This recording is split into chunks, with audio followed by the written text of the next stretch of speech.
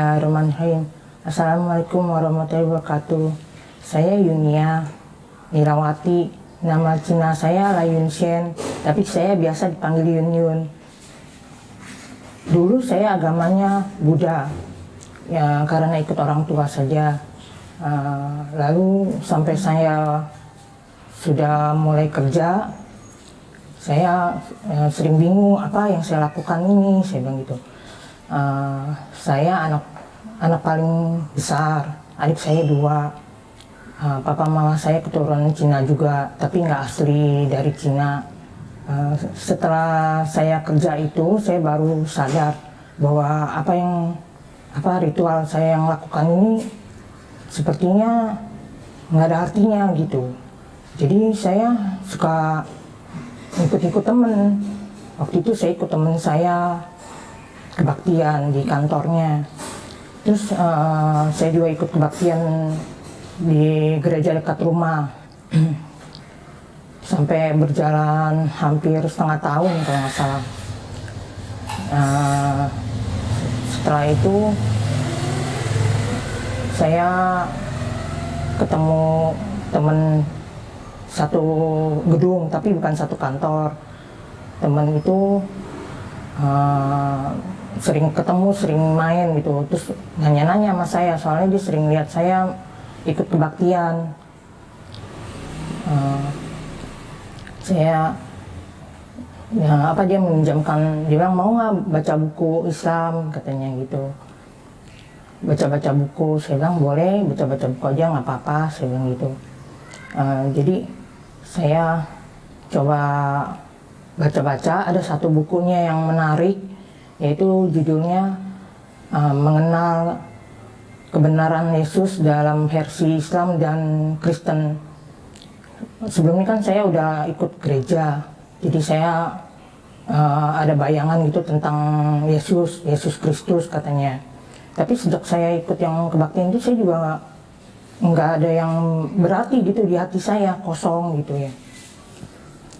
Terus sesudah saya baca satu buku itu, saya senang gitu, kayaknya kena di hati saya rasa adem. Terus saya banyak-banyak baca buku lagi. Akhirnya saya penasaran, saya tanya sama teman saya itu, kalau mau masuk Islam tuh bagaimana caranya, saya bilang gitu. Terus dia bilang, serius kamu mau masuk Islam, dia bilang. Harus baca syahadat, dia bilang. Tapi sebelum saya dulunya lagi saya masih sekolah, saya sering lihat teman saya tuh ini wudu. Jadi sebenarnya saya itu ikut kursus. Jadi dari jam 1 sampai jam 4. Jadi itu teman saya dia sholat zuhur dan sholat asar. Saya bingung. Waktu jam 1 itu dia ke WC, dia wudu, dia sholat. Terus orang jam 3 dia gitu lagi. Saya bingung. Saya bilang, kenapa kamu sering cuci-cuci muka? Saya bilang gitu. Saya kalau mau sholat harus begitu katanya. Wah bersihkah banget kamu ya, saya bilang gitu. Emang sehari kamu berapa kali sholatnya? 5. Wah, saya kayaknya kagum gitu ya. Saya senang sejak dengar itu. Wah bagus sih, berarti kenapa cuci sampai banyak gitu ya, saya bilang. Bersih sekali, saya bilang gitu. Nah terus sejak saya baca buku itu, saya jadi kebayang lagi teman saya itu. Wah luar biasa, saya bilang. Islam itu indah ya, saya bilang. Bagus banget, bersih lagi, saya bilang.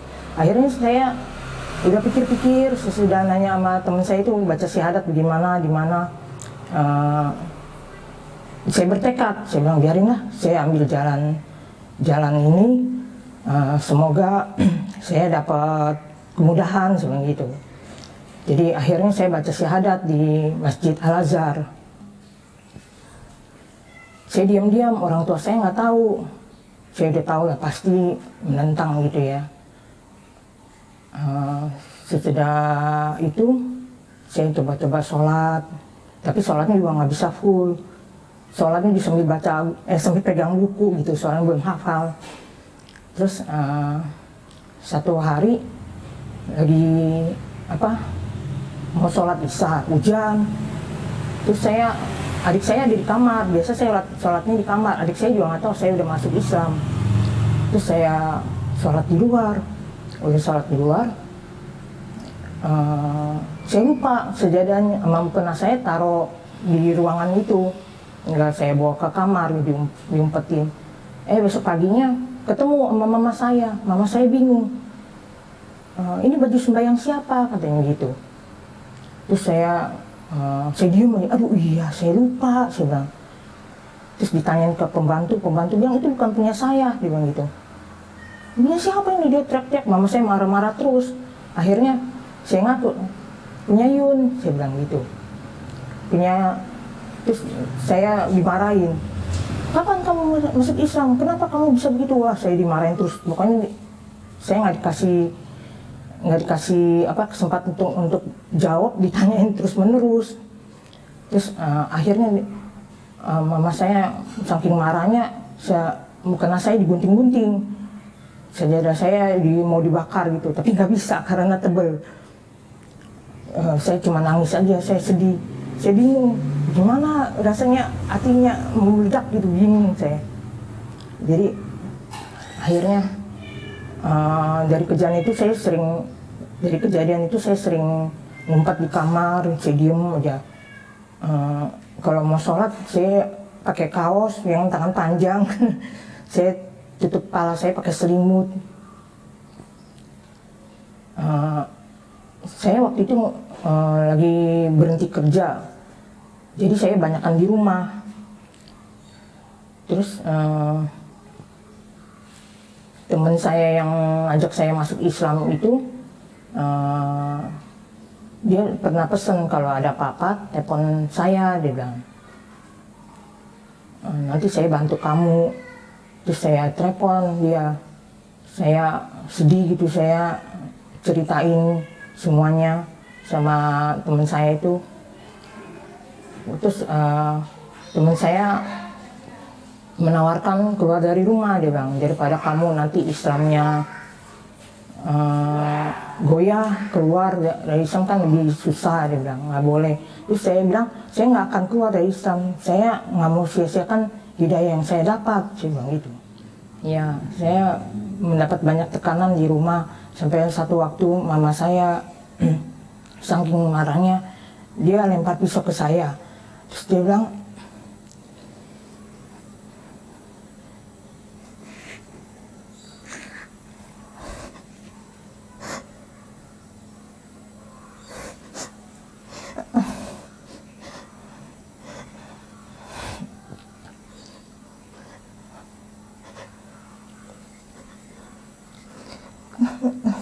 kata mama saya, kamu harus bunuh mama atau keluar dari Islam. Saya nggak bisa jawab, saya sedih banget gitu. Saya kalau lagi suka terbayang gitu, saya suka sedih gitu. Soalnya waktu itu mama saya sampai pukul-pukul dirinya sendiri. Saya seperti menyiksa mama saya sedih gitu loh.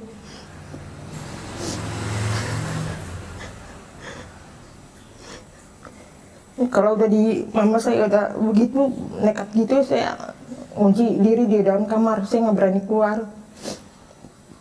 Terus saya cerita sama teman saya itu yang ngajak saya masuk Islam, dia bilang kamu keluar aja dari rumah, dia bilang keluar diam-diam supaya mama kamu nggak menekan kamu lagi. Soalnya saya bingung,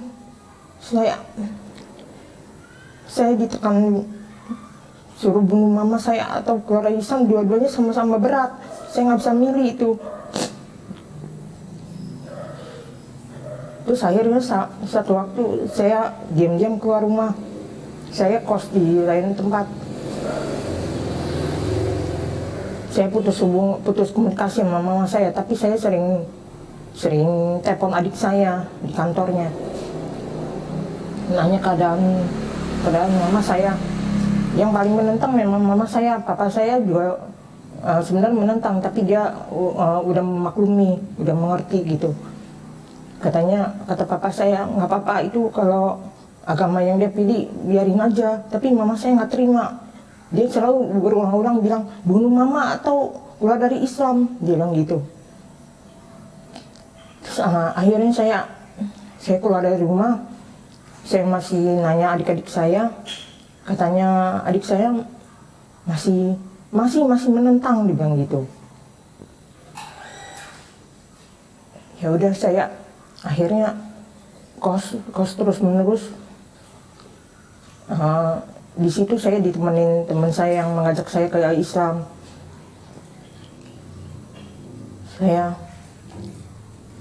Setiap hari saya bingung gitu. Soalnya zaman dulu kan belum begitu banyak yayasan seperti sekarang yang bisa untuk konsultasi atau minta bimbingan. Jadi saya banyak baca buku aja, menjalani ibadah dengan buku. 2 tahun saya mencoba mendalami Islam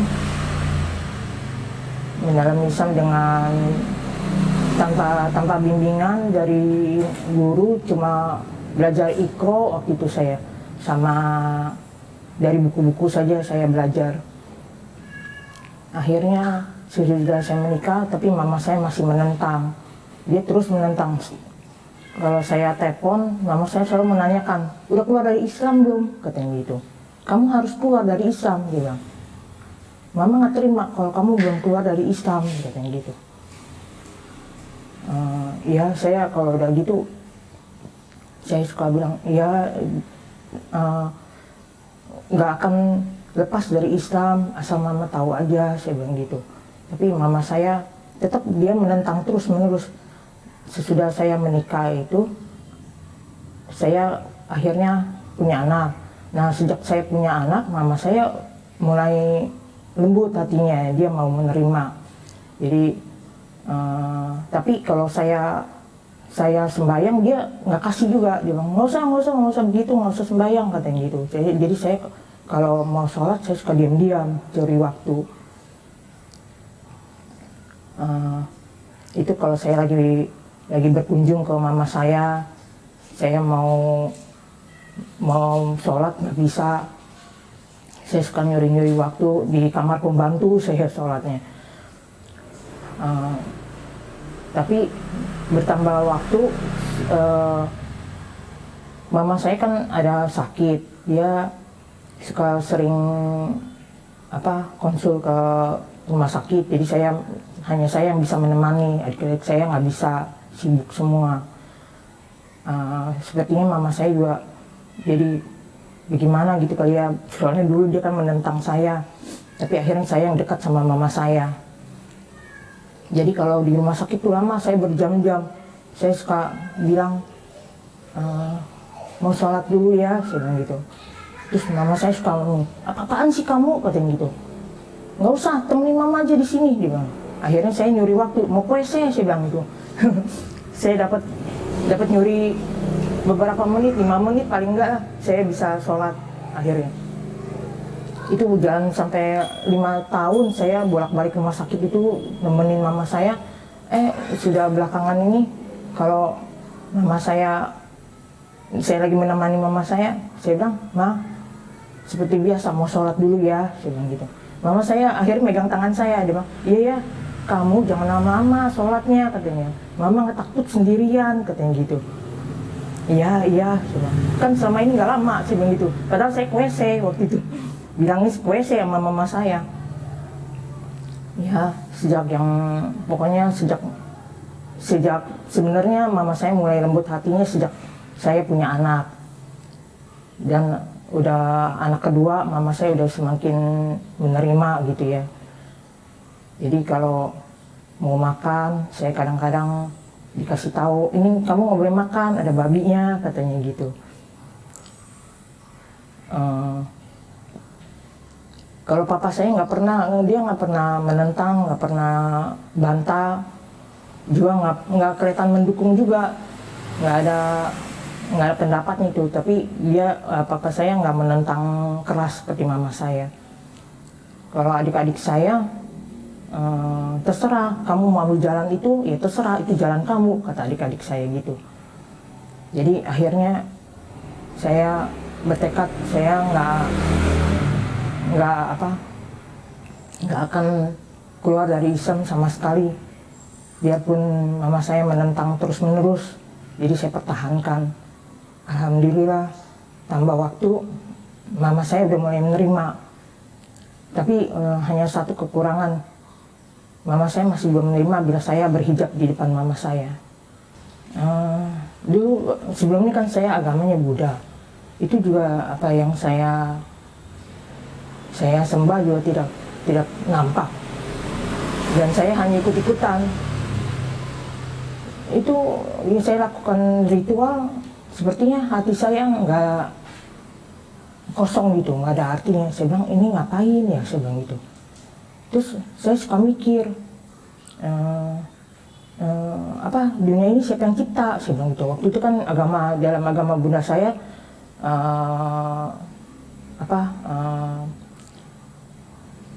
pelajarannya tuh bahwa alam semesta itu terjadi dengan begitu saja katanya. Terus saya berpikir, nggak mungkin, saya bilang gitu, pasti ada yang menciptakan, saya bilang. Dan itu pemikiran saya.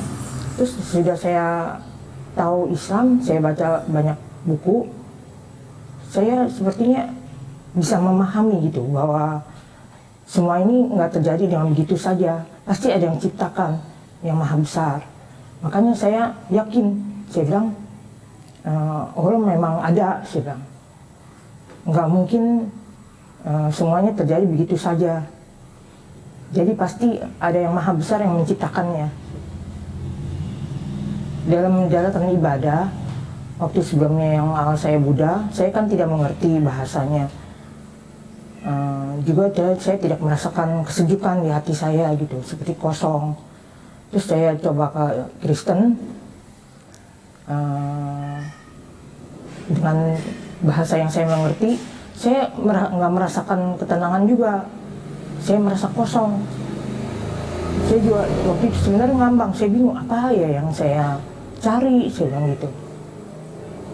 Nah ya, sejak saya kenal Islam, gara-gara baca buku satu itu, justru saya merasa sejuk. Saya bilang, kok saya baca cerita ini aja, saya tenang gitu ya, saya mau mempelajari di dalam.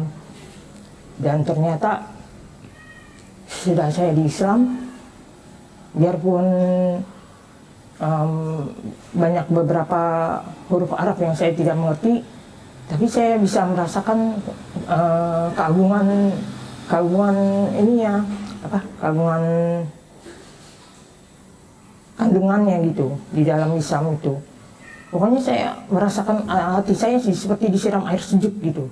Jadi kalau saya sholat, kadang-kadang ya memang banyak cobaan, banyak godaan, tapi saya merasa tenang sesudah sholat.